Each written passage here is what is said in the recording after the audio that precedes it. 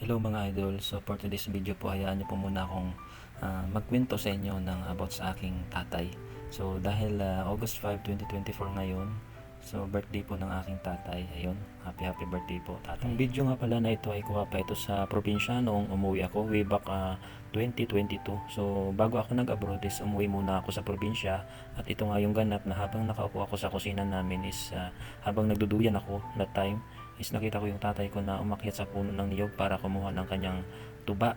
Yung tuba na yun ay katas ng niyog po yan.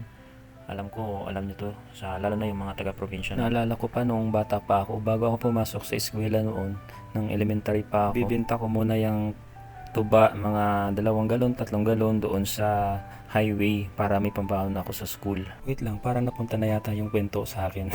Ayun, change topic tayo. Nabalik tayo dun sa kwento ng tatay ko. At yun nga, habang pinapanood ko siya, ang daming pumapasok sa isipan ko. Isa na yung, paano na lang kung mahulog nga siya dyan? Ano yung mangyayari sa kanya? Sino yung tutulong sa kanya? Kasi matanda na siya, may edad na siya. So, dahil birthday niya ngayon, 75 years old na siya ngayon. At yun ang kinakatakutan ko na mangyari sa kanya. Kasi minsan sa sobrang pag-iisip ko, pag-overthink ko, minsan nagkakatotoo yung mga bagay-bagay na pumapasok sa isipan ko. Minsan iniisip ko rin na sana hindi rin magkakatotoo yung mga ganong pag-iisip ko. Pero syempre hindi rin talaga maiwasan na yung mga ganong pangyayari. Lalo na yung pagdating sa aksidente, so hindi talaga natin minsan maiwasan. Pero kung gustuin talaga natin, maiwasan talaga natin ang aksidente, di ba? Pero yung tatay ko na to is masipag naman to siya, kasi sa probinsya pag hindi ka masipag, magugutom ka, 'di ba? Ganun sa probinsya.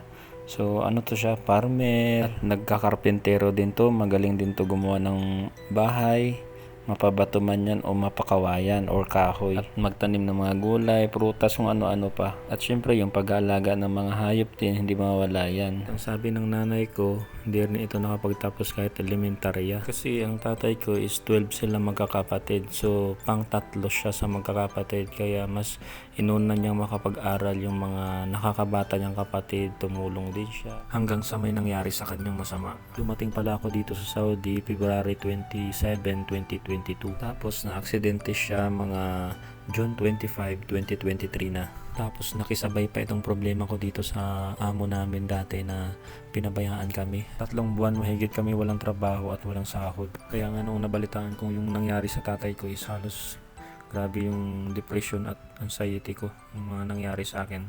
Kahit nung nasa Pilipinas pa ako, grabe yung mga problema na pinagdadaanan ko. Pero padayon gihapon. Ito yung mga picture na kuha ko noong nakatambay pa ako dito sa bahay na kung saan na-aksidente yung tatay ko. Ayan yung tatay ko, yung nahulog siya sa kanyang bahay kubo. Yan yung rest house niya. Yan yung picture ng pagkalaglag niya. Ito naman yung picture nung nasa ospital na siya. Nung time na yun, dyan siya natutulog sa bahay kubo. Kaya siya na-aksidente kasi nalaglag siya dun sa kanyang kubo na yan. Buti na lang at nakita siya ng nanay ko, kung hindi baka kung ano pa ang nangyari sa kanya. At dahil sa pag-aaksidente nga niya, hindi na siya makalakad kasi naapektuhan na yung kanyang spinal cord at yung mga parte ng kanyang katawan. Hindi naman siya mabilis gumaling, inuwi na lang namin siya sa bahay at doon na lang namin siya pinahilot-hilot or therapy. Baka sakaling gumaling pa siya, pero hindi na talaga siya gumaling.